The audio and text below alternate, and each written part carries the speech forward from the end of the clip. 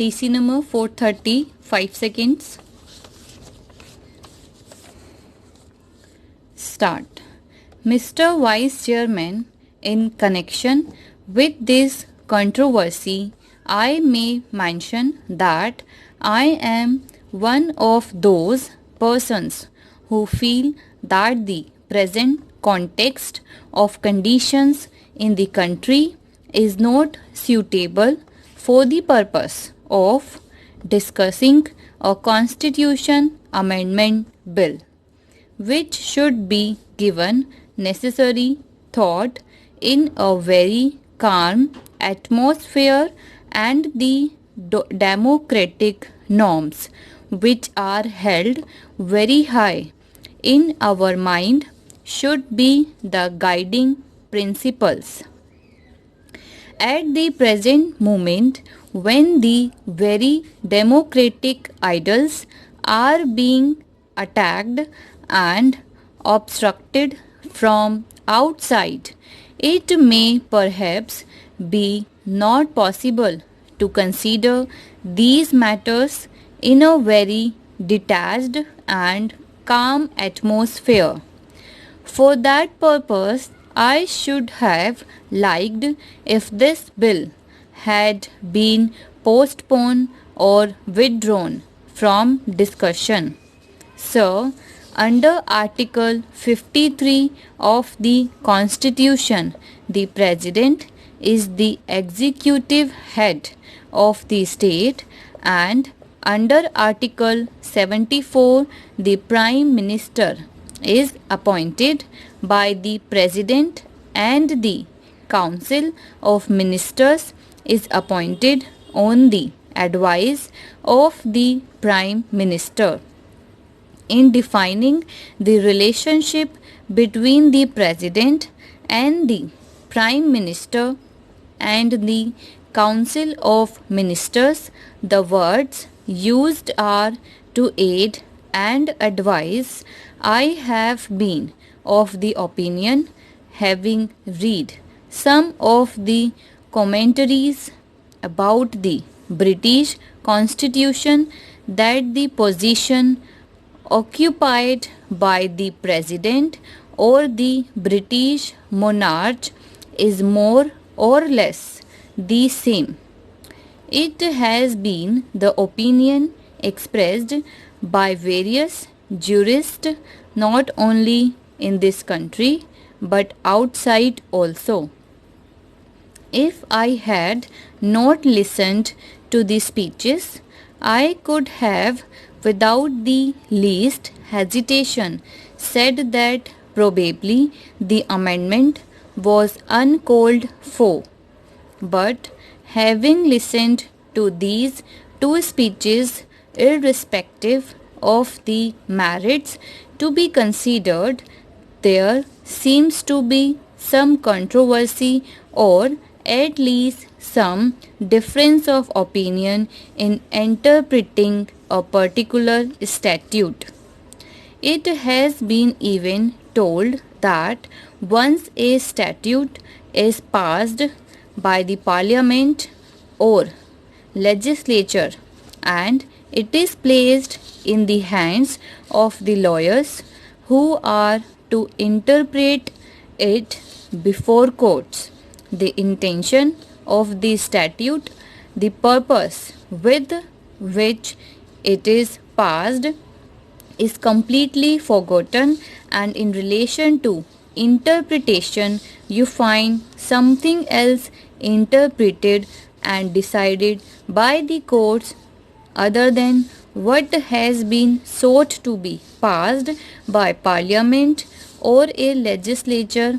Being a clever lawyer, he has given an interpretation in relation to the prerogative of the President or the head of the state and the powers that would exist in relation to the President.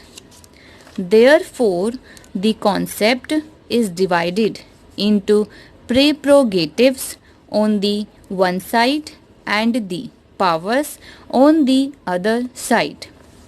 When once we take into consideration the question of prerogatives, the prerogatives are not defined under the Constitution. The prerogatives come into existence only under a convention, but not under the constitutional powers that have been so far defined. As far as the constitutional power is concerned, I am one of those, sir, who believe that as far as the articles of the Constitution and their interpretations are concerned, the position of the President of India cannot be other than the position of the British monarch in England.